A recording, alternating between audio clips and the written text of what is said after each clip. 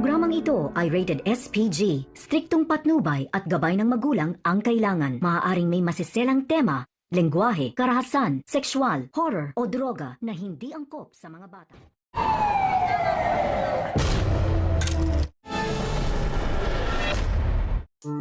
Wala ngang takas ngayon itong si Enteng.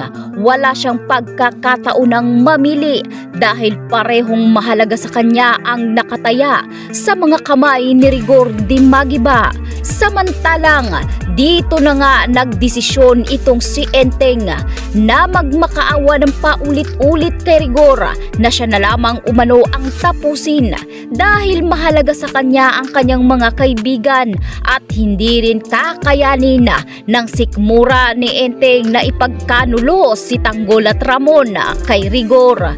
Kaya naman sa huli ay nakiusap itong si Aling Mirna sa kanyang anak na si Enteng na piliin si Tanggol dahil matanda na siya at masaya na rin siya dahil kahit papaano ay dumating si Enteng sa pinakamahalagang araw ng kanyang ina at ito ang kanyang kaarawan.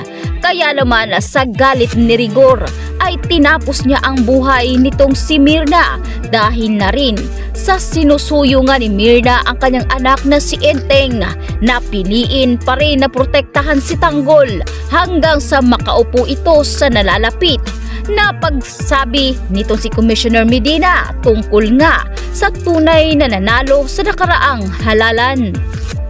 Sa kabilang banda, nakapansin na rin sila Tanggol at Ramon na tila matagal ngang nakabalik sila Enteng kaya nagdesisyon na ang binata na puntahan at sundan na sila Enteng kaya dito niya nakita ang lahat ng naganap.